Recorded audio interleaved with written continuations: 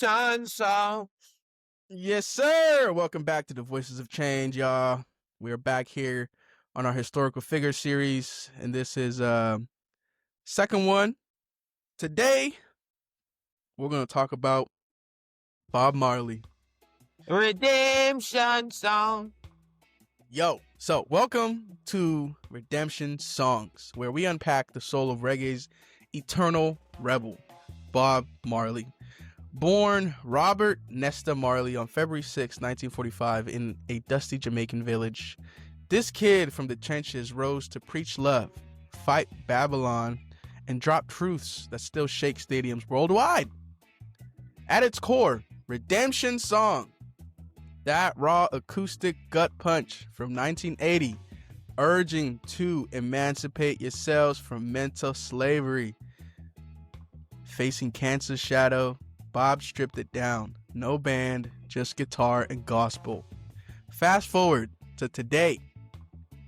He just had his 80th birthday, sparking an year-long uprising worldwide, from Kingston live streams to Stephen Marley's tours. This ain't nostalgia. It's a call to rise. So listen in to our listeners and viewers. Thank you for joining us today. What's your redemption song moment? Hit us in the comment. I'm going to pass it on to my boy Gabe here. Yeah. And I'm going to take it for the touchdown. I got to always put in a football analogy there. I did play at UC Davis. Shout out to Aggies. They're going crazy right now. But let's rewind. Shout out Blue Face. You know. Yes, sir.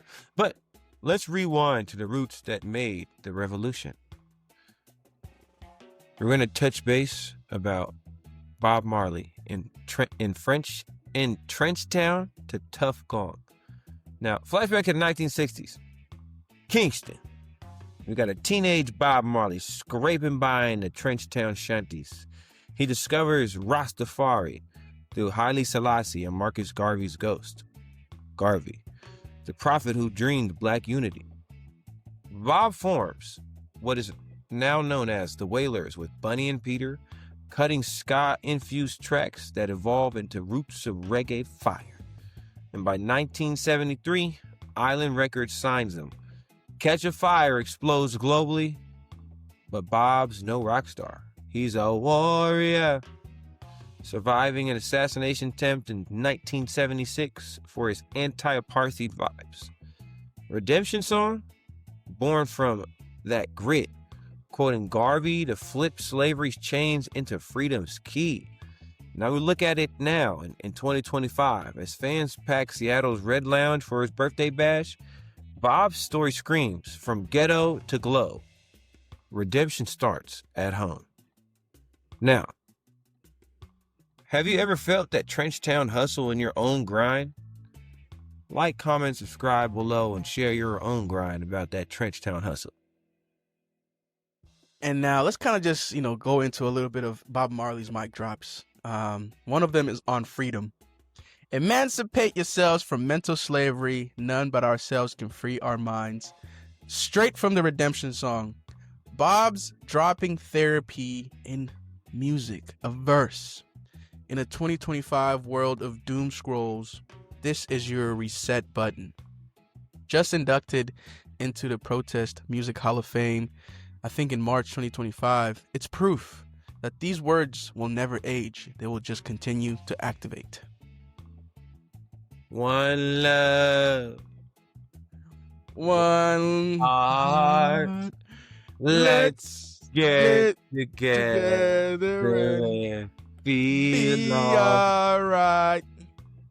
From the One Love anthem, but it echoes in every Marley track. Bob bridged divides, Jamaica's ghettos, Africa's struggles, but also global youth.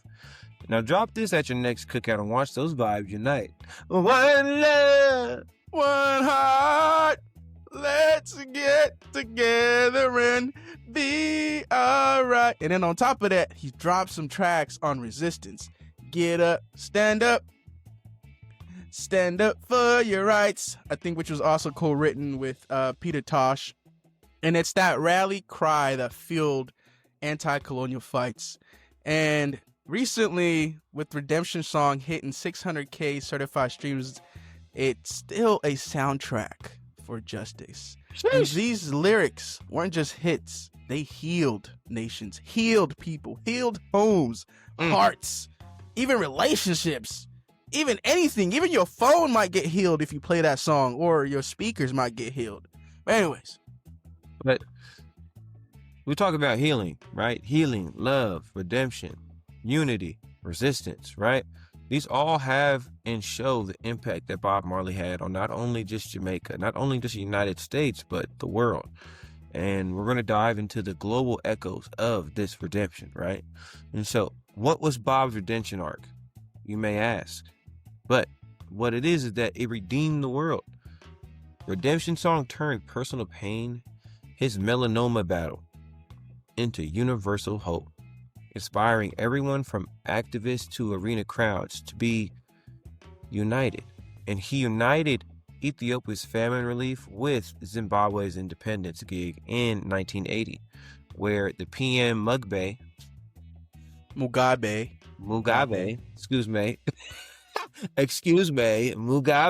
yeah, where the PM Mugabe called him a comrade.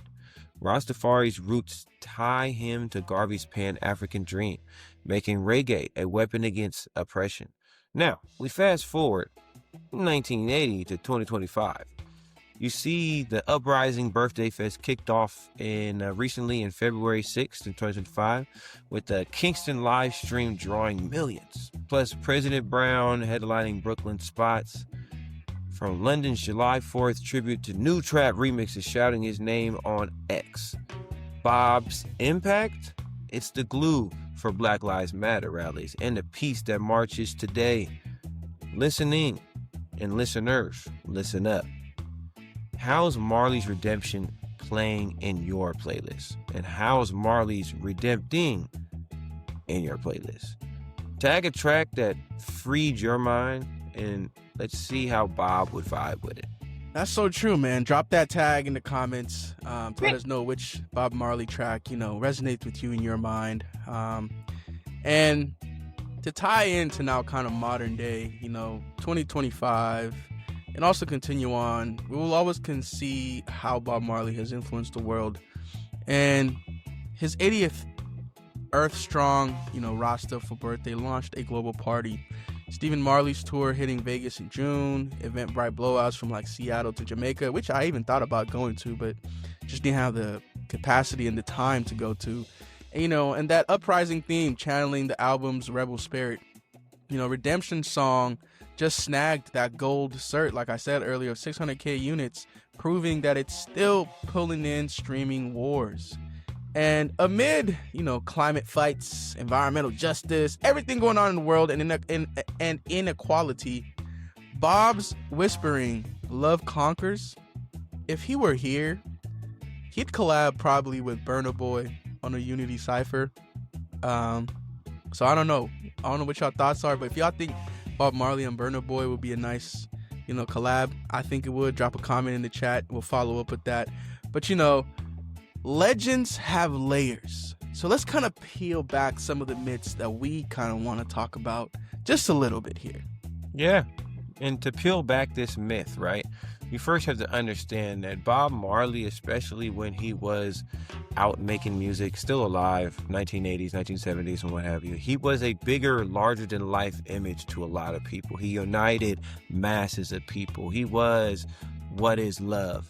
One love, one heart. Let's get together and be all right, right? But we're going to delve into the man that was behind this myth, behind this portrayal of somebody that was larger than life. And let's be honest, Bob wasn't flawless. 5 kids, 5 women, just a little messy if you ask me. I ain't gonna lie. But okay. I mean, hey, I can't talk. I'm gonna keep that on wraps. But I can't talk. However, let your seeds soar. What does it say? What does it say? It says, "Go forth and multiply." He was multiplying. However, his peace-loving image masked Jamaica's violent politics, right?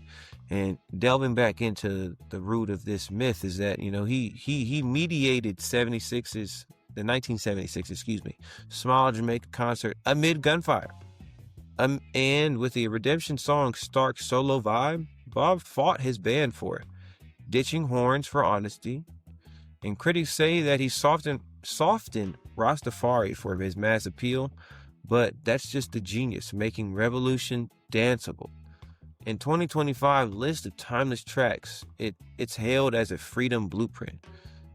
Debate fodder: was Bob a sellout or was he a sage? Like, comment, and subscribe below. What you think? I say a sage, but redemption includes also the rough edge. And let's just drop some fun facts just to kind of sprinkle these in. I'll kind of just list out a few here. You know, he was Garvey's shadow. Rastafarians hail Marcus Garvey as a prophet for predicting a black king, Haile Selassie, who Bob idolized. The redemption song quotes Garvey directly: "None but ourselves can free our minds." Also, he was a big soccer fan. You know, shout out to my team right now that I support, Arsenal. Go ahead, debate with whoever you want to. We're winning the Champions League coming up this year. Anyways, we were the only team that ever have an invisible season. Invisible Arsenal. He was a football fan, not pan. Bob Marley was a football fan. He was a football fiend. He used to rep Santos FC. If you know what that is, you're a real fan. And he once said, "Football is freedom." And played pickup games even during chemo, man. That's deep. And you got something on your toe that's going on. And also another hidden hit maker. Redemption Song was a last-minute add to the Uprising 1980 recorded acoustic in Bob's living room. You know, no wailers, just him, his guitar, and, you know, Ghost of Slavery, as you would say. And he was also a global glue. Bob's Legend album is reggae's best seller, 50 million copies, and still to this day, it's still looping and topping jazz and reggae charts. It's still topping my playlist as well, I could say that. And I mean, he was also an assassin survivor. In 1976, gunmen hit Bob's home. He got shot in the arm, but performed, you know, days later, shirtless, scar on display. And the bullet that hit me, that's the bullet that missed me. That's what he said. Woo! And then, you know, also Bob coined Erie, you know, all good, into global slang. His Tough Gong studio still pumping hits in Kingston in Jamaica. And then we also, into recent times, you know, a Japanese producer just dropped Bob Marley, all capital letters, a trap dance hall ode from Sapporo to Kingston, proving the legend's borderless. He had no limits. And he was also nominated for the Nobel Peace Prize in 1978 for his Zimbabwe work. But, you know, politics blocked it. But still, prime ministers from Africa to Europe, they ignited his spirit. So those are just some fun facts just to think about Bob Marley, because, you know, as somebody who I've listened to the music, I would like to just know a little bit about his history. Yeah, I'm going to catch it and run to the touchdown, you know what I'm saying? But delving back into Garvey's ghost, right? Garvey's roots in the Rastafarian roots, excuse me. Now, this does delve back into getting into a spiritual aspect for Bob Marley, right? He was a heart that was beating for Rastafari, a faith born in Jamaica's hills, tying him straight to Marcus Garvey's Pan-African fire. Now, I can delve a lot more into, Rastafari, you know, Haile Selassie, and what have you. However, I'm not going to do that. We're going to stay on topic. Now, Garvey predicted a black king, right? And enters Haile Selassie, the Ethiopia's crowned emperor, in 1930. And this was Bob's divine muse. Now, if anybody doesn't know what a muse is it has to do with music, the music inspiration, if that makes sense, right? And so Redemption Song channels this, right? Quoting Garvey's call to break mental slavery. Bob wasn't just singing, he was preaching a return to African pride. Dreadlocks, flying, herb, burning.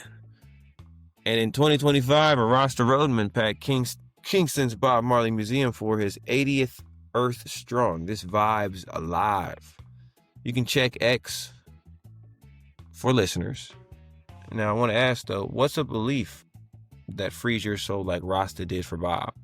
Drop it in the chat below. We'd love to hear it, and maybe we could actually respond to it as well in one of our future episodes.